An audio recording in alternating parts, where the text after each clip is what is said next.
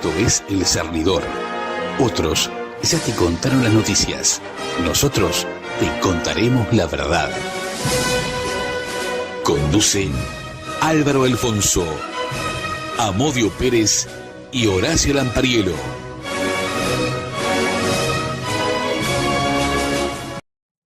Estimados amigos, buenas tardes. Hoy es el programa número 178 de ciclo, siendo el 17 de marzo del 2025.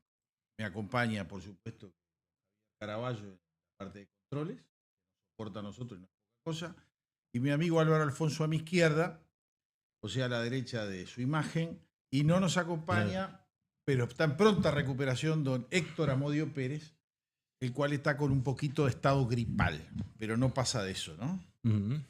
Así que vamos a darle comienzo a algo importante, antes que me olvide, que lo vengo faltando a todo el mundo. Si nos quieren enviar mensajes al WhatsApp escritos, no por audio, 097-465-465, y ahora sí le damos la palabra a don Álvaro Alfonso. No, que dijimos que íbamos a hablar del tema de Arasatí. Y vamos a darle. Sí, pero yo voy a leer una carta que creo que envié al semanario Búsqueda el 18 de agosto del año 2022, porque además ahí mencionamos que irremediablemente Montevideo se iba a quedar sin agua y finalmente se concretó un año después. ¿Es pitonizo? No, ¿Adivino? No. Conoce muy bien el tema de Dios. Conozco el río. La carta esta fue titulada por el semanario de búsqueda del proyecto Neptuno, y creo que acá grafica cómo es la situación con este tema para finalmente abandonarlo de una vez por todas, ¿no? Dice así: con discursos y reclamos retardados en el tiempo, circulan por los medios de comunicación agoreros y especialistas contrarios a lo que sería una de las obras más importantes de este siglo, el bautizado Proyecto Neptuno. En 2 años, el país con el emprendimiento generaría una producción de agua que le costó acumular en 100 años de historia, 1871-1971. Uno de los caballitos de batalla es la suposición de que el agua se privatiza. Desde que el Frente Amplio ocupó el primer centro de poder, la Intendencia de Montevideo en el año 1990, en su academia literaria interna, desapareció del escenario político nacional el término privatización para colocar un adorno: tercerización. Es verdad eso. En la Intendencia de Montevideo fue donde comenzaron. Claro. Vamos a decirlo. Es decir, si el Frente Amplio privatiza, terceriza, con lo cual su hinchada celebra y no arma lío en la tribuna. O se tiene en su poder, en aquel momento, ¿no?, 4 informes jurídicos que no objetan la obra de acuerdo al contenido del artículo 47 de la Carta Magna. Y no lo puse acá, pero lo agrego. Uno de los informes jurídicos era del doctor José Corseñac, que creo que no tiene nada que ver con la coalición de gobierno en aquel momento.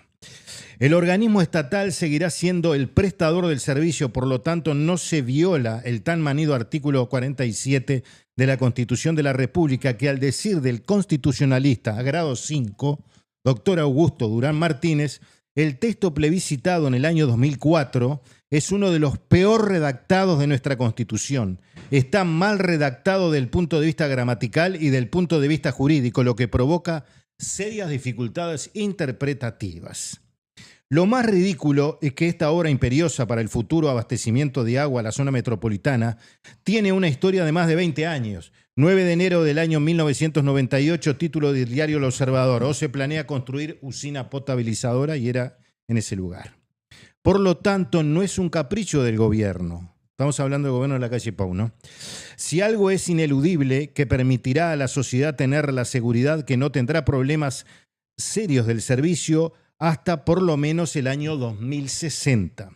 Tampoco podemos ser ajenos al versito propio de una parodia carnavalera que los privados se llevan la plata del pueblo.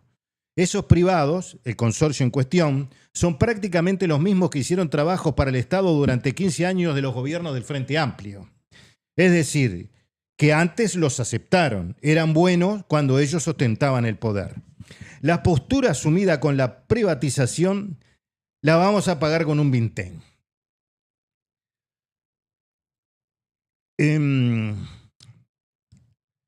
A ver, señor, usted usuario de OCE, ¿tiene conocimiento de que los servicios de tomaconsumo fue privatizado en el año 2019 durante el tercer gobierno del Frente Amplio? Puntualizamos que para la hinchada fue tercerizado. Es tan fuerte que ni siquiera el software que contiene su factura se encuentra en una dependencia u oficina de OCE. ¿Eso fue en el gobierno del Frente? Sí, claro. Mire qué interesante. Como esta tercerización, hay otras granadas que son hereditarias y deben ser asumidas hoy por la empresa y por la coalición republicana. En el ropero de OCE, el 1 de marzo del 2020, quedó una deuda de la empresa de 421 millones de dólares. La obra de Arasati, conocida como Proyecto Neptuno, lleva más de 2 décadas de estudio, análisis y concepción. Empero, la idea original surge del año 1970 de un fantástico informe de la Organización Panamericana de la Salud, en conjunto con la Organización de Estados Americanos, que con técnicos compatriotas estudió todas las facetas de la cuenca del río Santa Lucía.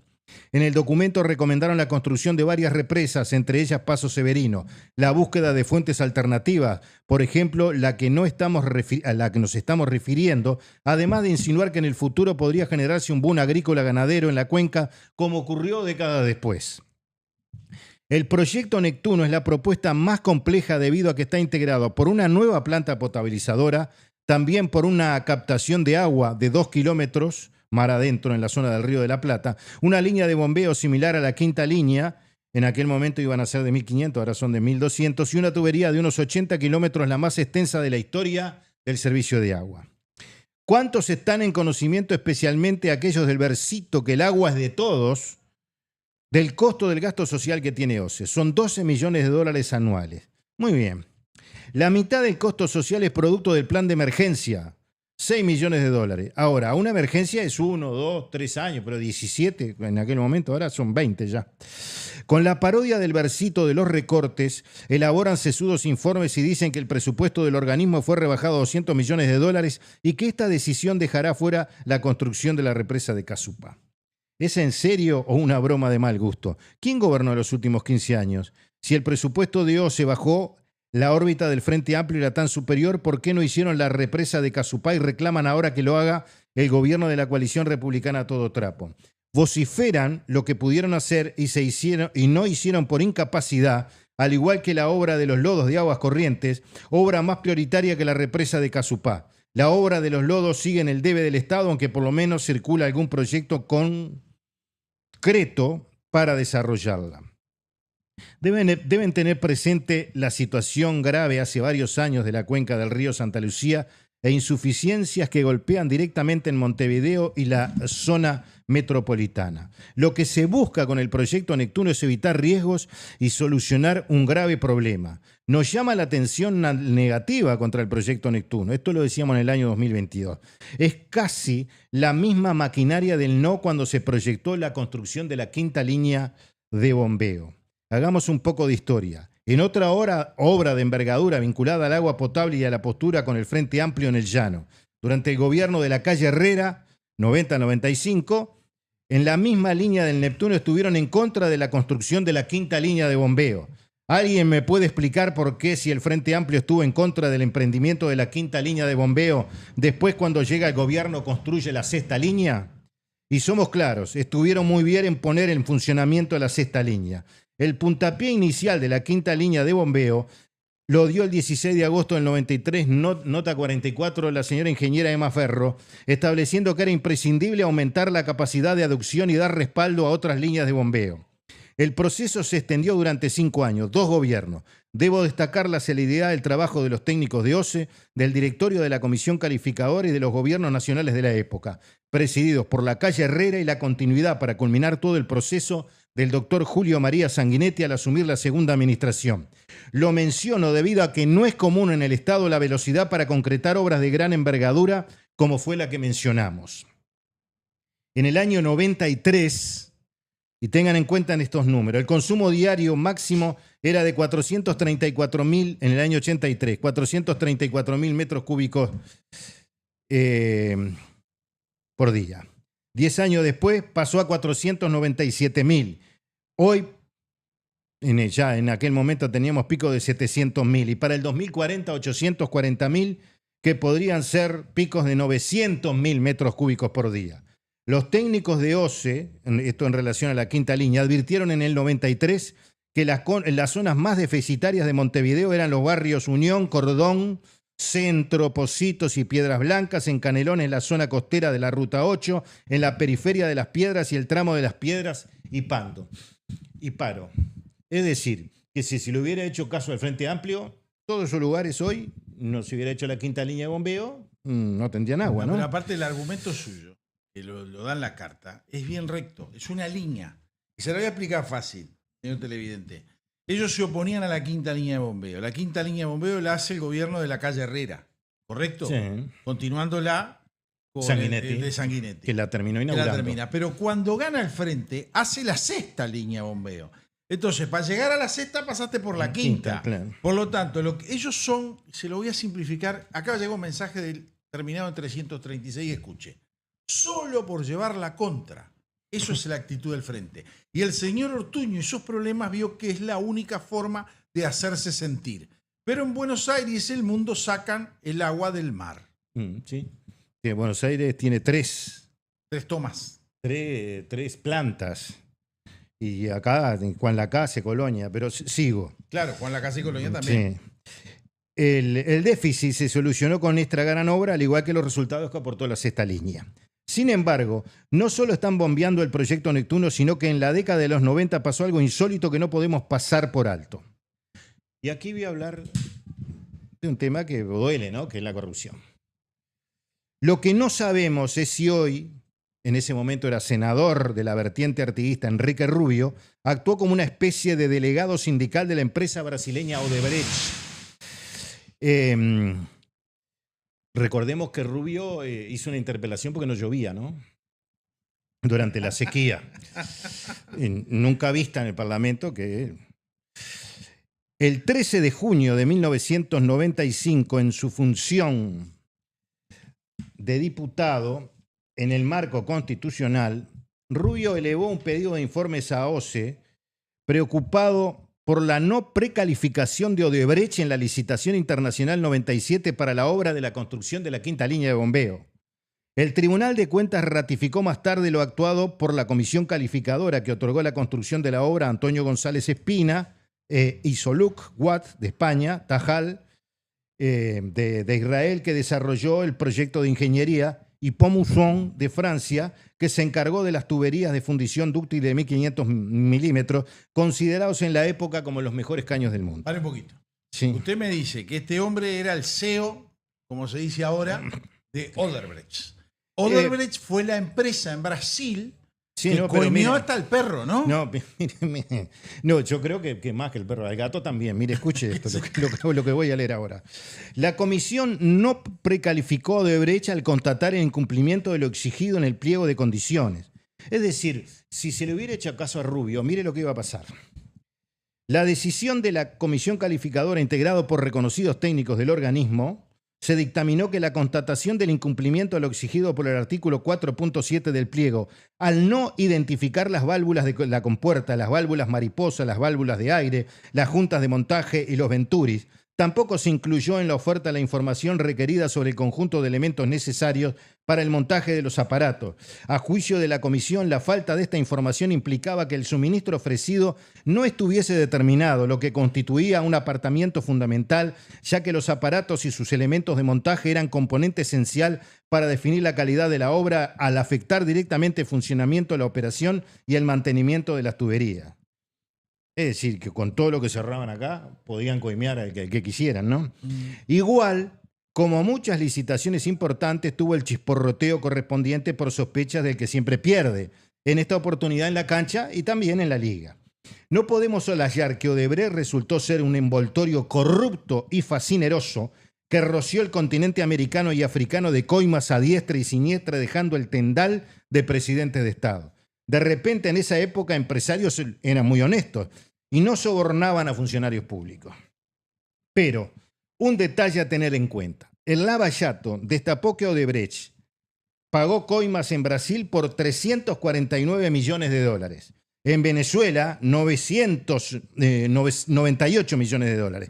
En la República Dominicana, 92 millones de dólares. Panamá, 59. Argentina, 35. Ecuador, 33. 29 millones en Guatemala, 18 en Colombia, 11 millones en México y en México 10 millones. Antes que siga. Sí. Pará. Ya sé que me va a decir. No, pero escuche, hay que aclarar esto que está divino. No. El Lava Jato en Brasil les hizo devolver plata porque los embargó a los directores de esta empresa. Que empezaron a decir, para obtener menores penas, a quienes habían sobornado. Y en tal lado sobornamos a fulano y le giramos plata de esta forma y le llevamos una valija. No nos olvidemos que esta empresa era la que estaba haciendo la regasificadora. Una de las que estaba metiendo mano en la olla, ¿no? Sí, claro. Era la regasificadora, la de los palitos, aquella que Zabalza lo abrazaba a Daniel Martín y le decía, mirá los clavos que nos dejaste allá en el medio del Río de la Plata. ¿No? Siga. Yo le meto bocadito para divertirme. No, pero está bien. Un tema no menor. Odebrecht metió cometas en Argentina para quedarse con la obra del sistema de potabilización del área norte 2008 y en Brasil derramaron dinero para construir el servicio de drenaje de aguas residuales y gestión comercial en la región metropolitana de Recife, la más importante asociación pública para la ampliación de servicios de saneamiento en el territorio norteño. Mire si en algún momento olfatearon hacer lo mismo en Uruguay. En realidad ustedes vieron que llegamos a 10 millones. Lo que ocurre es que la información de la justicia da hasta 10 millones.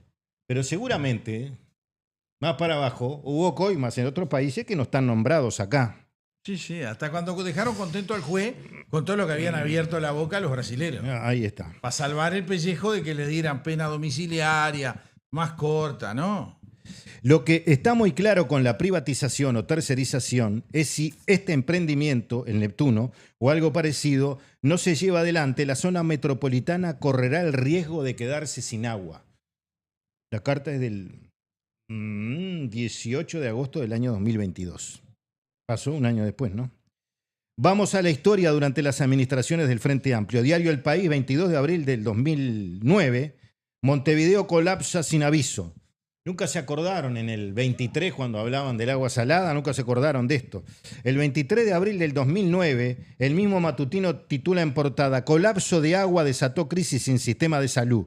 Otra nota revela que los hospitales suspendieron cirugías y cuestiona el proceder del organismo. ¿Se puede prevenir?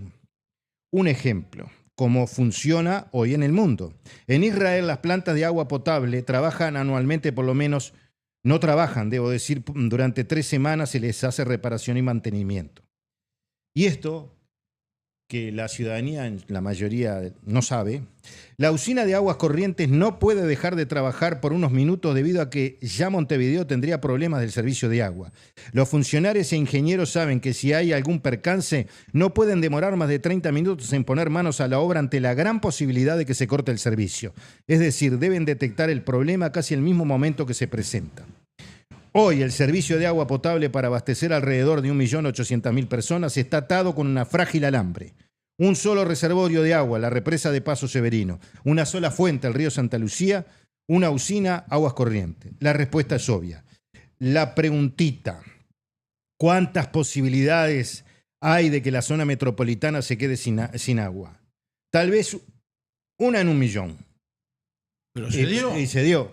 Porque estamos hablando que esto usted lo escribió en el 2022 y fue publicada por el semanario Búsqueda. Sí, página 45. Exacto. Bueno, pero igual lo veníamos diciendo del 2010 que iba a pasar y todos decíamos que bueno, lo de Aguas Corrientes estaban locos. Cuando afinó la fecha, le pegó el error por 1 año. Sí.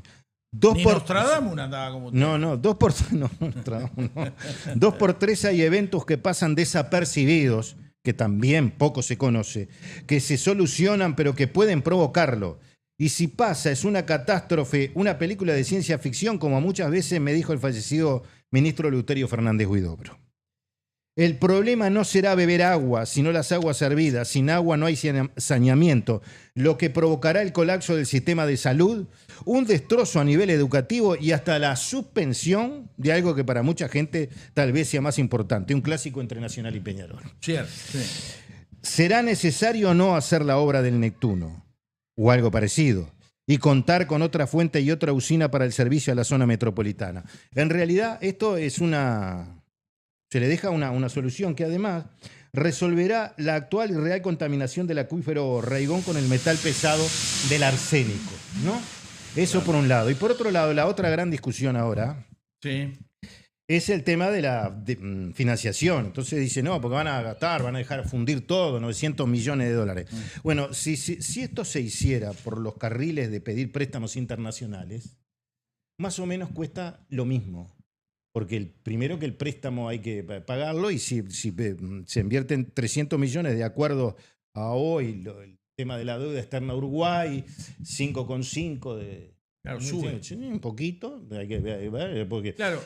Porque a mí me gustaría saber a qué banco van los que están sacando la cuenta de los 900 millones, ¿no? Porque en realidad, cuando uno va y pide un préstamo, si pide 100 pesos y lo financia a determinado tiempo, mucho tiempo, seguro que paga 300. No, acá hay una cosa que hay que aclararle. Cuando el Uruguay tiene que hacer una obra importante, tiene que recurrir a préstamos. Normalmente recurre a préstamos de bancos internacionales, entiéndase el Banco Interamericano, el Fondo Monetario, los bancos del Pacífico, emisión de bonos, hacen toda esa voltereta. El método que está utilizando para no subir el interés, porque cuanto más plata debes, más te va a subir los intereses, porque tenés más riesgo de no pagar. Eso lo hacen los tipos que están con la usura, que son todos los bancos, hasta los bancos en los cuales... Por ejemplo, en el Fondo Monetario Internacional todos somos socios. El mayoritario es Estados Unidos. Uruguay tiene un granito ahí, pero con ese granito no da para sacar nada favorable. Es para participar. Entonces el negocio pasa por tener que zafarle con este tema. Tal vez, no sea el mejor opinión mía, tal vez hubiera habido que recurrir al propio Banco República, que a veces tiene reservas importantes. No sé si daría para aguantar este lío. Tal vez me hubiera ido a los fondos de la SAFAP, que ya lo usa el Estado, ¿no? Para hacerle ganar plata a la SAFAP, para que en algún momento rindan dinero. Y aclaro, yo no soy hincha de las SAFAP actuales, sí de las cuentas individuales y personales.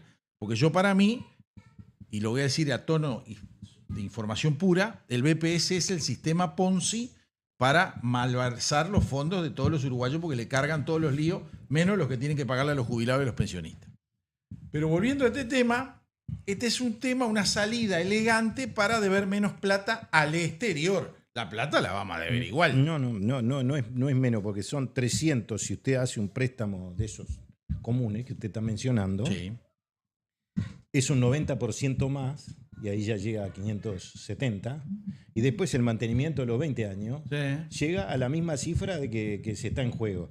Por lo tanto, creo que el doctor Luz está equivocado cuando maneja los mismos números que el Frente Amplio, porque esto es así, porque no tiene nada que ver lo de UPM, lo del tren, etcétera, etcétera, por una razón muy sencilla: OCE no tiene la plata. No, aparte, ¿entiende? Cuando dicen, no, porque con esta obra OCE no la puede pagar, es que no puede pagar ninguna obra OCE. OCE no puede invertir más que 40 millones de dólares cada quinquenio. 40 millones de dólares en obras apenas deben dar para mantenimiento de algo, no para mantenimiento de todo. No nos olvidemos que OCE hace los saneamientos del interior del país. Claro, además OCE es el patito feo del Estado. Nadie le manda un mango. Todo el mundo dice que es una empresa social, pero después cuando va a la OPP, todos los gobiernos le dicen que tiene que ser casi como el Banco República, manejarse de la misma manera. O como Antel, claro, o hasta como ANCAP. Claro, y después Dame plata, le dicen. Otra cosa que se habla es del tema de las pérdidas, ¿no? Bueno, Uruguay tiene el orgullo de tener los caños de 150 años, es la primera cosa, ¿no? Y entonces, para mucha gente dice, no, pero ¿y por qué no cambian los caños? ¿Sabe por qué, señora, señor? Porque capaz que le tiene que pasar por abajo y romper el dormitorio, porque los caños pasan por las casas, por la antigüedad, porque la ciudad fue creciendo de una manera muy importante y por lo tanto, esa obra costaría más de 2.000 millones de dólares o capaz que más. Cambiar toda la infraestructura subterránea. Ahí está. Y es más, las pérdidas no son pérdidas lo que se pierde de agua. Ese 50% que básicamente es Montevideo el que lo agranda, porque en otros lugares del país eso no ocurre. Sí. Roba menos en otra parte del país. Roba Claro, menos. claro. Vamos a ser prácticos. Es muy... Le diría con certeza que hay más colgados de OCE que de UTE. No, hay zonas de Montevideo Sí. que si les llegan a cortar todos esos colgados los dejan sin agua. Sí, ahora OCE está trabajando directamente con el tema de las pérdidas, con el Y BID. les da un plan social ahora para que se conecten y ni así logra que se conecten todos. No, un plan social que poco menos que le regala lo que le da de agua, pero los quiere integrar al sistema y se hace difícil, porque la gente ya se acostumbró. Si quieren financiar a OCE, tienen dos opciones. Ahora, el Rodrigo Barín, que dijo que no sabía cómo era el negocio tiene dos posibilidades, el director de planeamiento y presupuesto, ¿no?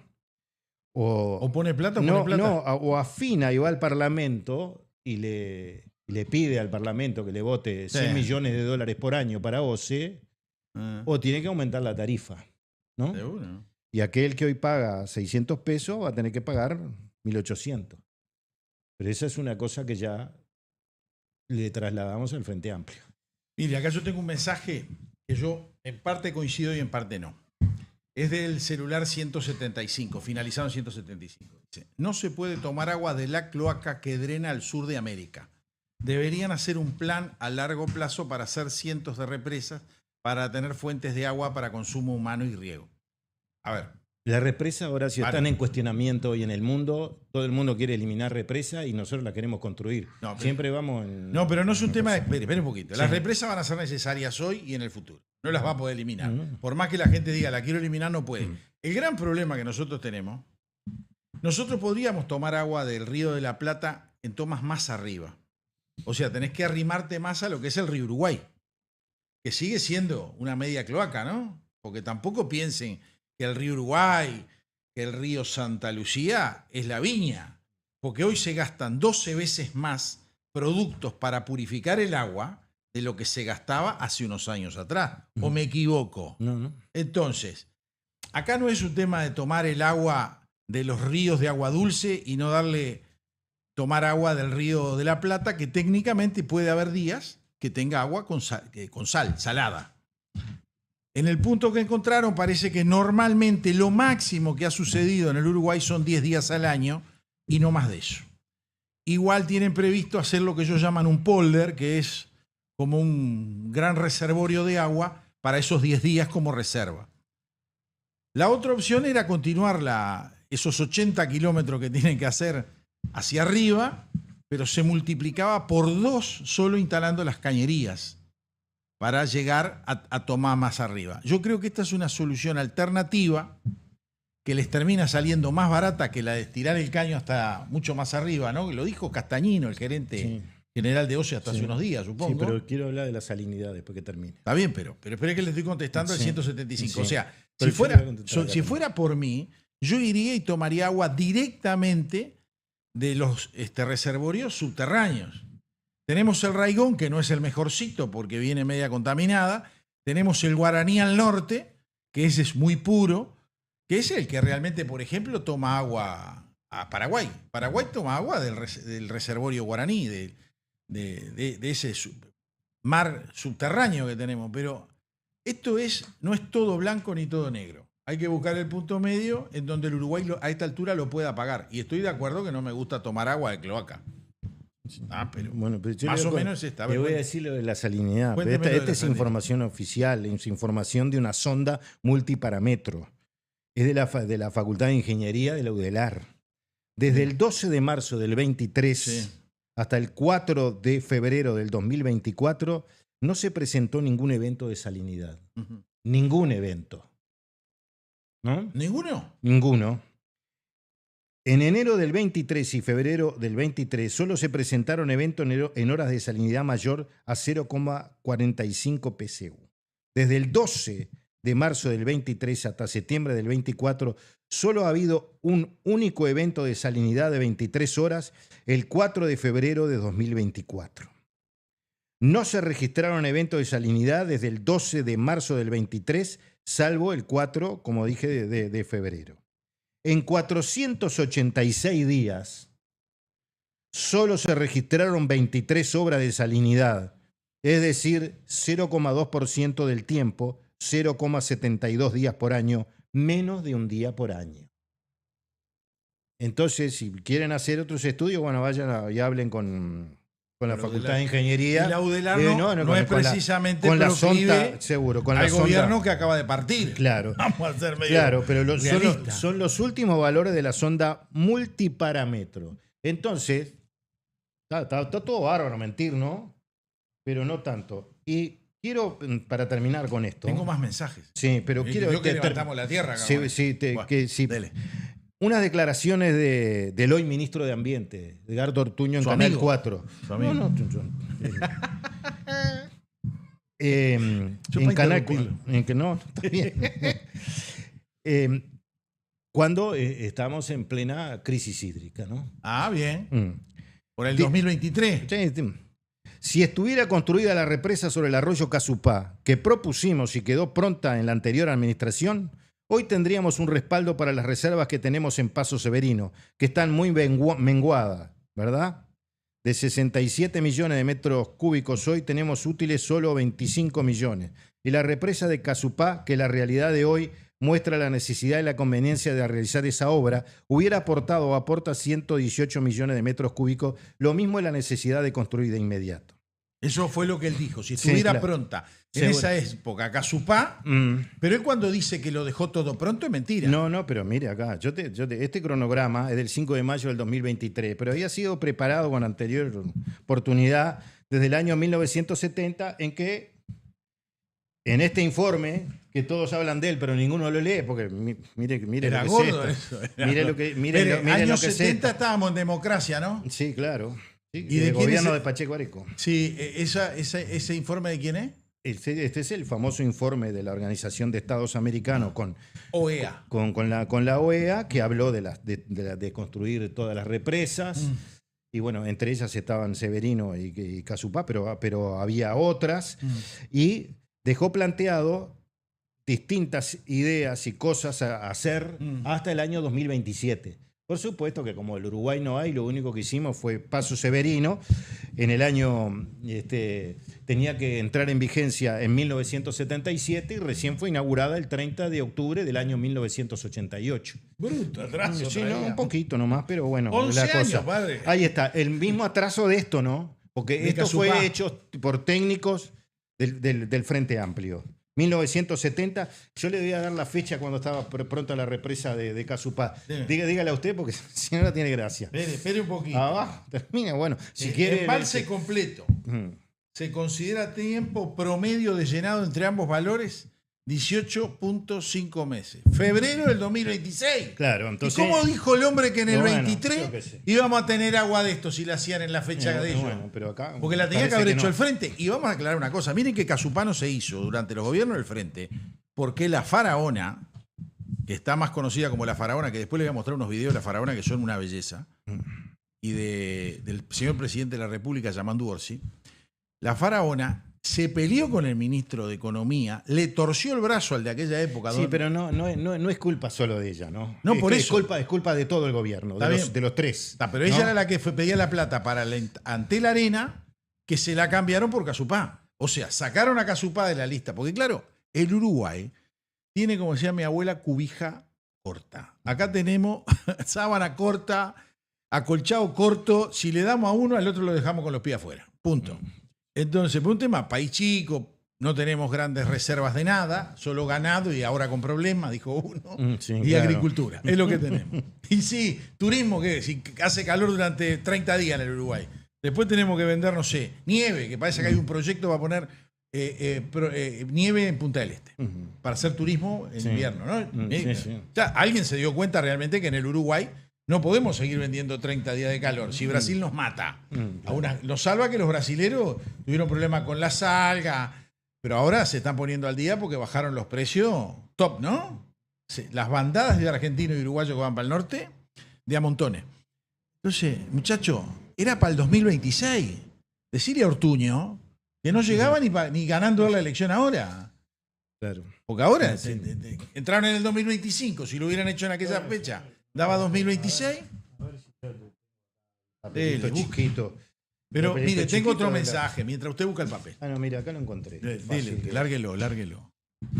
Esto cuando dicen Tabaré Vázquez le dejó todo pronto y no me vengan con el cuento porque yo estaba sentado en la mesa, ¿no?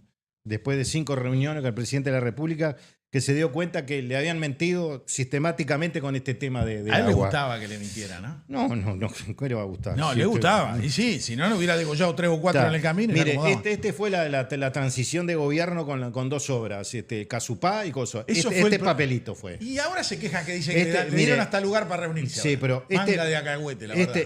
este papelito más un informe sobre la cuenca del río Santa Lucía que era bastante repetido, digo, pero esto, ¿no? ¿Eso le dieron? Y le voy a No, leer. pero espere un poquito, antes de leerlo. No, Sí, que sí. lo vea la cámara. Esto fue lo que presentó el gobierno de Tabaré Vázquez al nuevo directorio cuando ingresó en el 2020 En la calle Pou. a la calle Pou, por eso, el nuevo gobierno del 2020. Ahí está. 1 de marzo, unos días después. Sí, proyecto de ley. Ah, le redactó un proyecto Sí, de ley. no, porque de verdad, Vázquez decía que solo podía recomendar, porque después que se enteró lo que había pasado, que no le habían dicho la verdad, porque esa Esa es la culpa suya. Sí, la culpa Porque mía. usted Yo no le tengo tenía la- que haber abierto los ojos. Si era idiota y estaba mal asesorado, que se la fumara. No, Ah, sí. yo pienso en No, otra yo cosa. pienso que sí. ¿Eh? Ah, no. Yo conmigo perdóneme, elegiste pero- mal, perdiste. Y sí, fíjese Sí. que la calle Pobre eligió mal el jefe de seguridad y bueno, que se lo fume. Sí. Bien.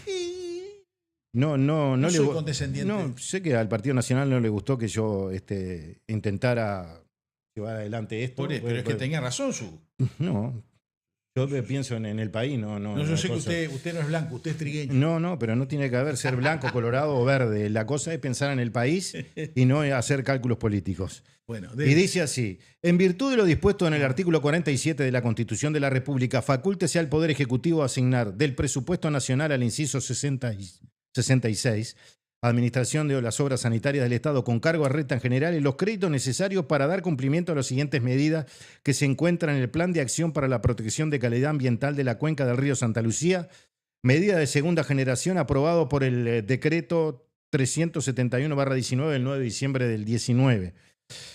1. Aseguramiento de agua para el suministro del área metropolitana, construcción de nuevas capacidades de reserva de agua bruta para el sistema metropolitano en la cuenca del arroyo Casupá.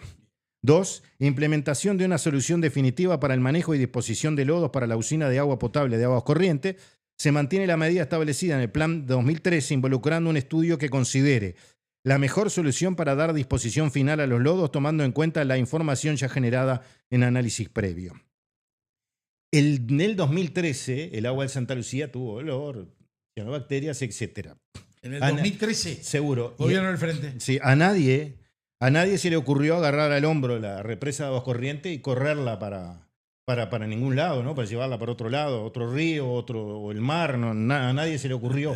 Y la cosa fue en Santa Lucía. Ahora, acá, sí quieren agarrarse al hombro lo que se va a hacer y llevarlo 30 kilómetros más arriba porque les parece. No sé qué problema hay con que se haga ahí en Arasatí. Ahí había un puertito en Arasatí, ¿no? Sí, un Tipo lugar muy...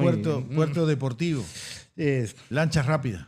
Puede ser que Vio haya que lámparas, sí. agárreme Sí, en el claro, aire, sí, claro. puerto deportivo, Implementación. lancha rápida, Implementación. bolsos grandotes. Sí, y acá, y otra cosa, que el tema de los lodos de Aguas Corrientes, cuando fueron al Parlamento con las 11 medidas, Sí. que varias no se cumplieron, entre ellas estas dos, nada menos que estas dos, decían, lo dijo en aquel momento quien era el director de la Dinama, representando al Frente Amplio, que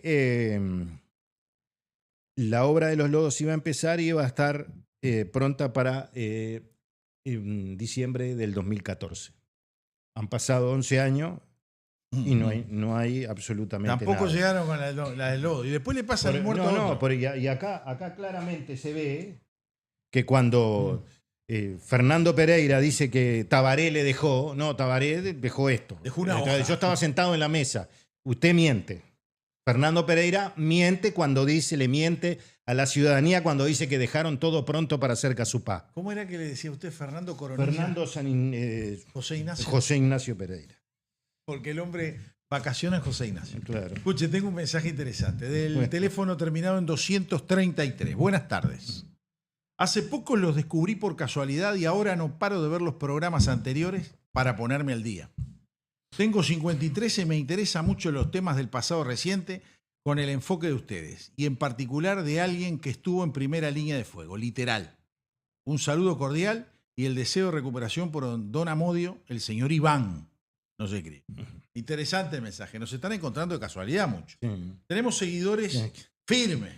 Miren que hay que soportarnos a nosotros con todos los disparates que decimos. Tenemos más mensajes para este boletín. Acá tenemos. El del señor Marcelo. Buenas noches a todos. Pronta mejoría, don Amodio.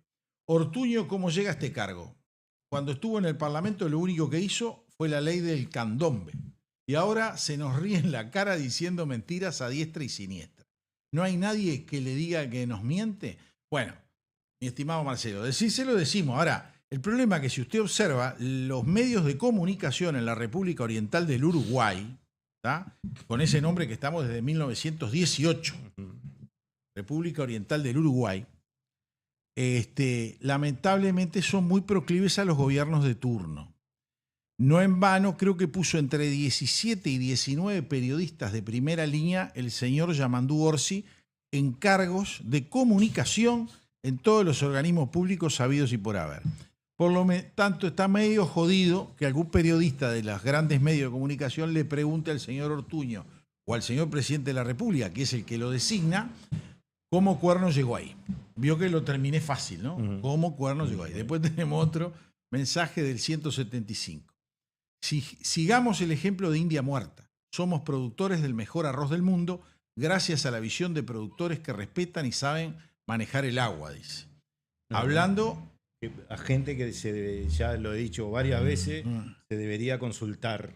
Claro. Tenerlo como referente. Como referente, centro de consulta a esta gente. Pero vivimos en un país donde el que piensa, pierde. ¿Sí? Donde uno tenga un planteo diferente a las autoridades, lo entierran de cabeza. El país de la envidia en el Uruguay anda muy bien. Lamentablemente es así. Después tenemos del 344, muy buena intención, pero no se ve nada en las hojas escritas que muestran en cámara. Igualmente, felicitaciones, como siempre, muy buen programa, un gran abrazo, Hugo Costa. Yo mostré la hoja porque no sabía porque tenemos un gran error nosotros, conjuntamente con Amodio, que a veces, la mayoría de las veces, el 99.9, venimos al programa y nadie sabe lo que va a hablar el otro. Tira el tema y tenés que salir del pozo como pueda. Mostré el negrito que no llegaba al 50% de un formato A4, no el texto. El texto fue lo que leyó Álvaro. Sí. Pero el tipo le deja al presidente de la calle media hoja de formato A4 con su idea, porque era idea eso. Sí, claro. No tenía él siempre dijo, nosotros no podemos, próximo gobierno, una recomendación. Mire, lo que pasa es que hay una cosa que es real. Les servía en ese momento decir que era una recomendación, pues habían comido los 5 años de él, los 5 años de Mujica, que fueron los peores 5 años de gobierno de la República Oriental del Uruguay, más los 5 años de Vázquez anteriores. Porque este tema no viene de ahora. Estamos hablando que la OEA lo recomendó en los años 70. ¿Qué me están diciendo? Estamos todos locos. Acá manda nuevamente el 233 un agradecimiento. Dice, gracias por leer el mensaje. Consulta. ¿Todavía se puede comprar el nuevo libro de don Álvaro? Más secretos del PCU. Se puede. Al pie de la pantalla van a ver ustedes un número de cuenta al cual deben enviarnos 750 pesos, que es lo que vale el libro. Todavía está en imprenta. Cuando esté ya pronto y terminado, le vamos a comenzar a mandar a quienes quisieron la preventa, o sea, la precompra, perdón, del libro. Se lo vamos a enviar a la casa o en su defecto, muchos al interior, que han sido del interior, otros, algunos al extranjero, que no sé cómo vamos a arreglar ese lío, pero lo vamos a solucionar, y otros lo van a poder pasar a buscar por una dirección que nosotros le indicamos en determinados horarios que le queda más fácil, porque a veces están trabajando, no hay nadie en la casa, y los envíos no llegan y le dicen, mire, se lo trajimos, pero no estaba. Le damos todas las opciones. Recuerden, el libro vale 750 pesos, está para salir en 20 días, 25 días, suponemos. Está ya en imprenta y será cuestión de días esperarlo. Les adelanto una cosa, va a ser revolucionario. Desde el prefacio hasta el último capítulo. Creo que el prefacio va a ser muy duro con el sistema de la izquierda en el Uruguay y va a mostrar cosas que realmente muchos conocen, pero no la dicen. Y don Álvaro Alfonso lo hace. Aparte lo usamos como... El prefacio no está escrito por mí. No, el prefacio no, va a llevar firma el prefacio, Sí, no se sí, preocupe, claro, la vamos a guardar ahí, déjela. Prefacio, y va a ser largo, me parece, porque Sí. ese hombre escribe y Sí, mucho. distinguida firma. Sí, sí. Y el último capítulo es una de esas capítulos revolucionarios que van a mostrar las intenciones de lo que era el comunismo en el mundo por los años 85. ¿Estamos de acuerdo? Sí, con la vuelta a la democracia. Con la en vuelta a la Uruguay. democracia querían refundar Sudamérica. Y con tintes de hoy, ¿no? Lo mismo. Por eso. Todos pero con igualitos. tintes de algo que está pasando. Todos todo igualitos, pasando. pero está.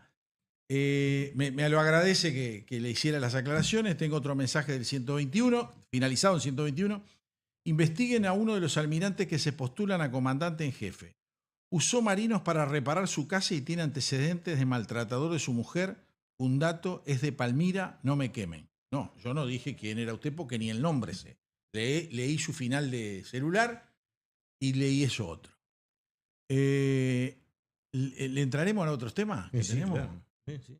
¿No quiere hablar del presidente y de la faraona, la vicepresidente, que fue justamente al tema del lanzamiento de la campaña Del arroz. del arroz? Vio que estábamos hablando del arroz recién, el Sí, cuidado sí. del agua, que ellos la cuidan mucho Sí, porque la dele. necesitan a muerte, ¿no? Hoy la Fuerza Aérea está cumpliendo Ah, bien. 112 años también. Y bueno, y allí hay alguna cosa también Para- para comentar. Entonces, déjeme meter esto Sí, para cómo dar un no, poco de no, sonrisa sí, a la sí, gente. claro. Porque con toda la porquería que nosotros leemos y contamos, la gente se nos enoja. Yo le voy a pedir que primero nos tire el video del señor presidente de la República. ¿Está de sandalia usted? No. No, Bueno, pero acá no hay barro. igual. acá no hay barro ni Por agua. eso, por eso. Y no eran sandalias. Sí. Le aclaro que no eran sandalias. Lo podemos pasar. Y mírenlo atentamente, lo vamos a tratar de pasar un par de veces porque es para no perderlo. Se le complicó a Yamandú. Y se descalzó en el pasto. Se mojó todas las medias. Ah, está regalado Yamandú. El pantalón, todo.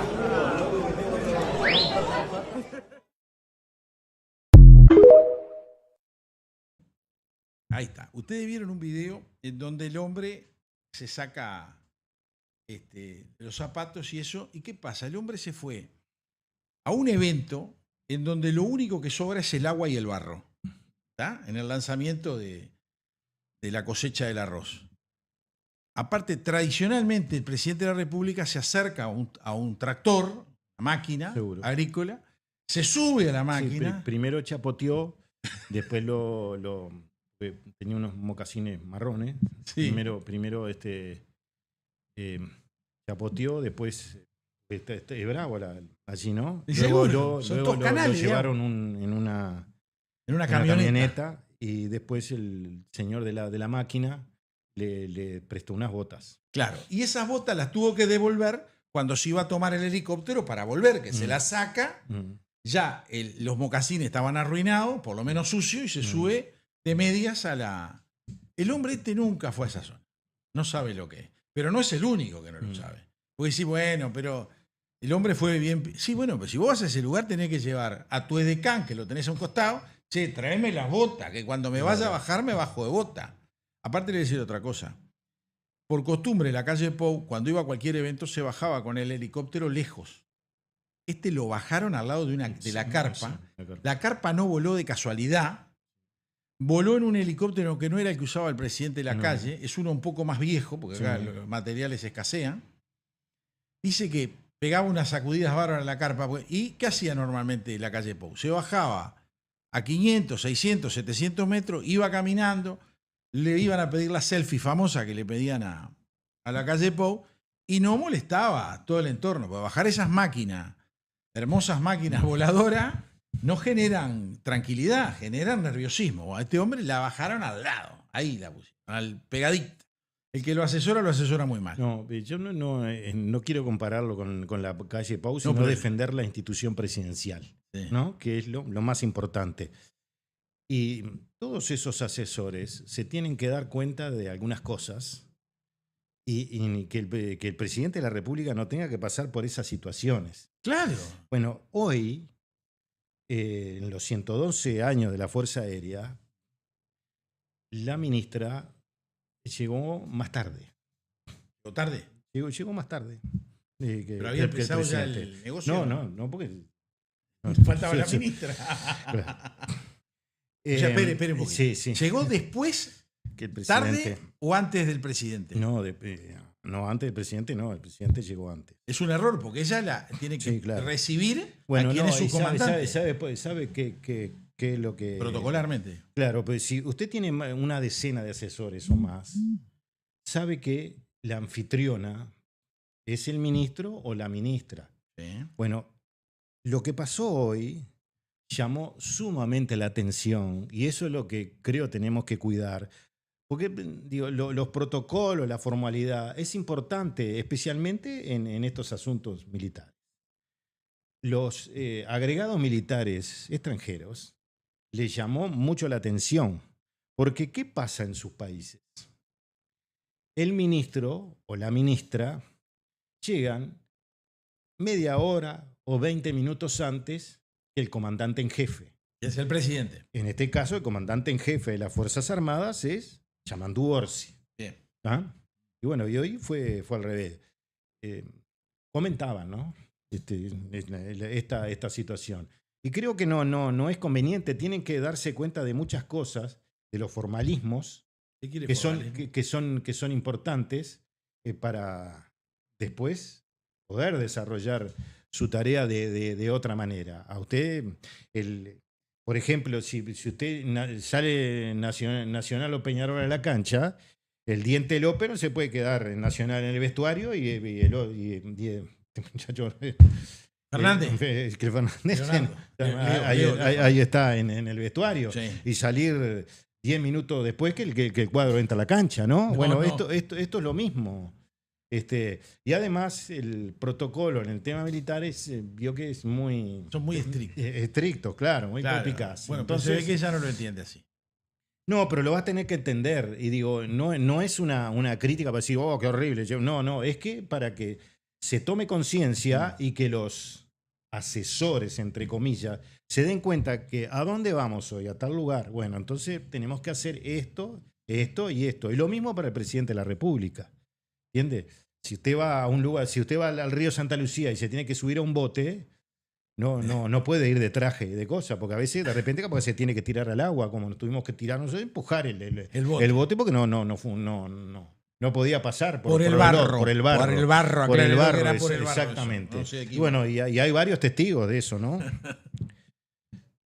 Pero bueno, yo le voy a contar ahora. Hay algunas fotos que podríamos mostrar. Ahora la vamos a mostrar del 112 años, 112. 112. Bueno, pero antes vamos a poner el video de la vicepresidenta de la República, Carolina Cose.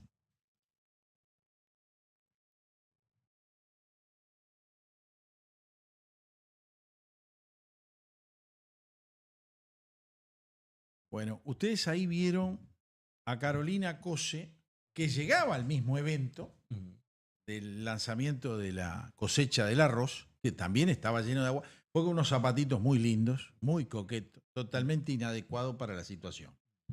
Pero la señora, que es la faraona, porque esta toda la vida fue así,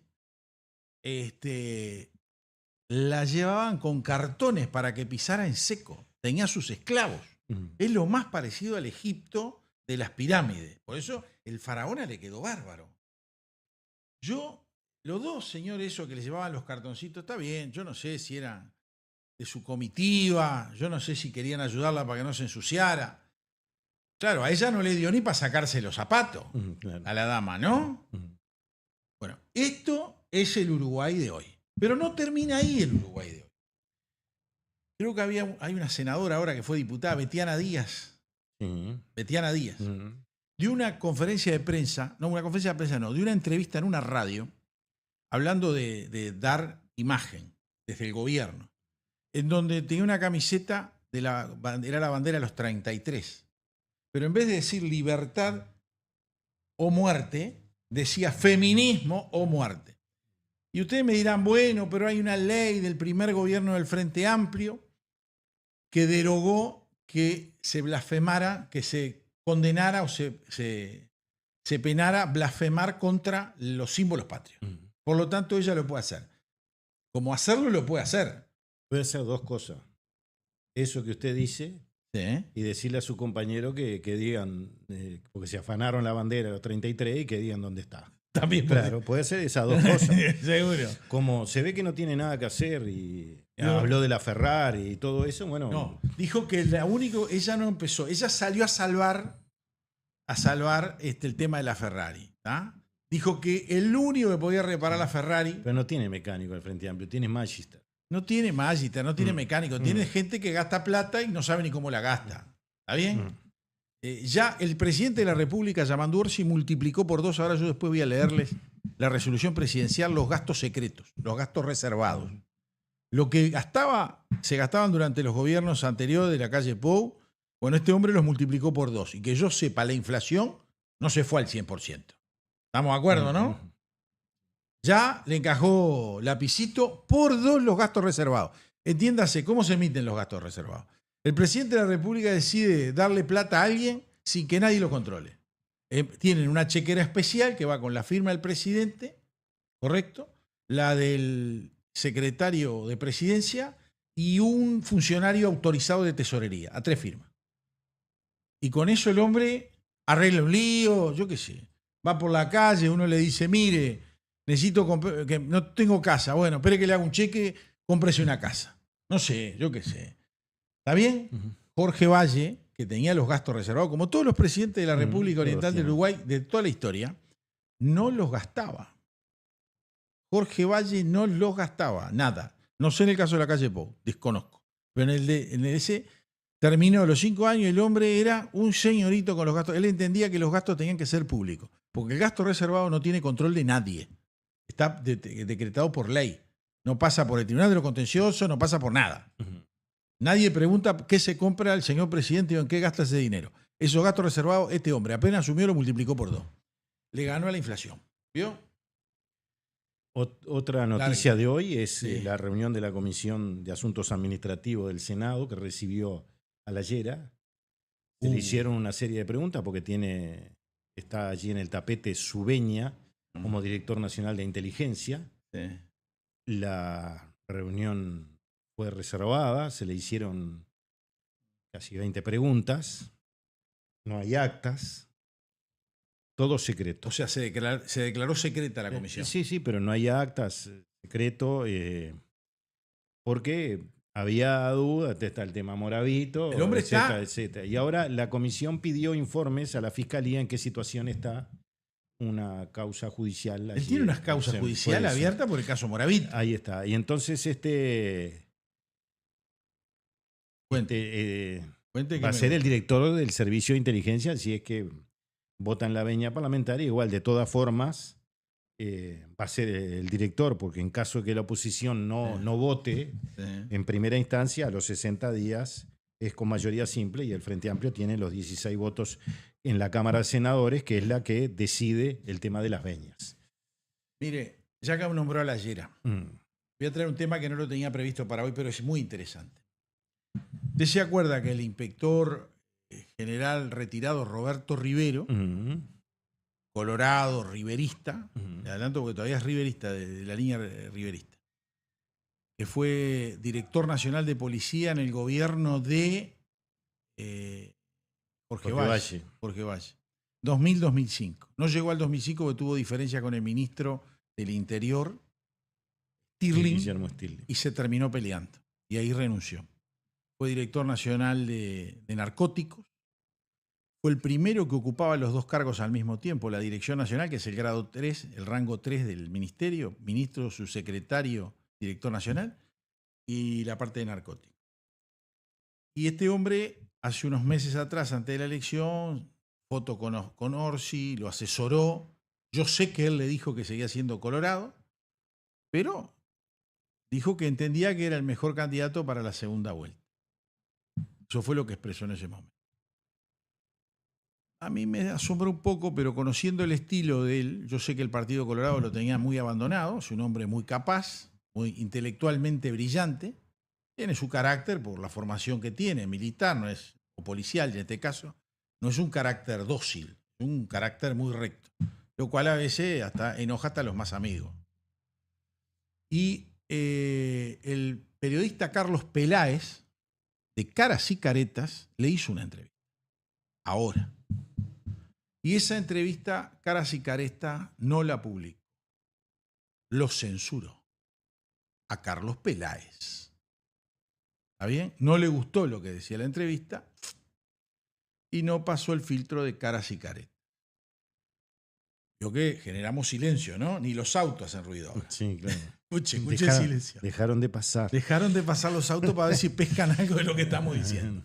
El señor Carlos Peláez, todas sus notas que es leído y todo, son a favor de la izquierda, contra el Partido Nacional, contra el Partido Colorado. Pero el hombre hizo una entrevista natural que luego la publicó en su Facebook, porque se la tuvo que guardar y para no ponerla en donde no le da el sol, la puso en su Facebook. Y yo quiero leerla. Bueno. Le adelanto que no la terminé de leer completa, pero me imagino lo que debe decir esto. Dice así, el título, inspector retirado Roberto Rivero, realmente es inspector general, no inspector solo. Roberto Rivero. Y pone como título una frase de Roberto Rivero que dice así, no entendí para qué vinieron a buscarme, dijo. Por Carlos Peláez. A mediados de octubre pasado, antes de la primera vuelta electoral, el inspector general retirado Roberto Rivero fue visitado en su domicilio de Colonia por el entonces candidato a la presidencia Yamandu Orsi, el presidente del Frente Amplio Fernando Pereira y el sociólogo Gustavo Leal. En esa reunión los visitantes le preguntaron a Rivero si estaba dispuesto a colaborar con el próximo gobierno, en caso de que el Frente Amplio triunfara. En Orsi, dice Rivero, encontré a una persona muy interesada, muy atenta, que no me preguntó si lo votaría, sino si estaba dispuesto a ayudarlo. Y eso hasta me dio un poco de vergüenza, porque en este país lamentablemente no estamos muy acostumbrados a oír a alguien si antes no se está seguro si lo votan. Orsi me pidió ayuda, no el voto. ¿Y cómo podría negarme?, dice. Antes que nada, soy un ciudadano con obligaciones, dijo entonces Rivero a Caras y Caretas. El equipo de comunicación de Orsi difundió el alcance de esa reunión y en varias oportunidades el presidente electo y otros dirigentes frentistas destacaron este apoyo. 3 años atrás Leal lo llamó para pedirle una reunión. Estaba interesado en conocer su opinión sobre el Instituto Policial de alguien que había ocupado años atrás la Dirección Nacional de Policía, el más alto cargo que puede alcanzar un funcionario policial. Antes había ocupado la Dirección General Antidrogas. Durante la gestión de José Díaz, primer ministro del Interior frentista, y convocado por este ocupó la presidencia de la Junta Asesora del Ministro durante la permanencia del mismo en el cargo. En el 2019 también colaboró con el candidato colorado Ernesto Talvi en el desarrollo de su plan sobre seguridad, pero cuando Talvi renunció, nunca más lo llamaron. Las reuniones con Leal se hicieron periódicas y se recopilaron una importante cantidad de escritos sobre políticas de seguridad en las que Rivero había trabajado durante años. En octubre pasado, tuvo 2 reuniones en su casa. En la primera estuvo Orsi, Leal y su equipo de comunicaciones. De ahí en más se le mencionó públicamente como figura colaboradora. Un par de días después se repite la visita de Leal con el presidente del Frente Amplio, Fernando Pereira, quien quería conocerlo y agradecerle su apoyo. A mediados de diciembre, y ya con Carlos Negro nominado como futuro ministro del Interior, fue convocado a una reunión en la que también participó la futura secretaria Gabriela Valverde y el futuro director general de Secretaría. Rivero afirmó que la conversación fue en tono muy amable y quedaron en llamarme en unos días. Finalmente se comunicó conmigo el ministro designado y sus palabras me sorprendieron.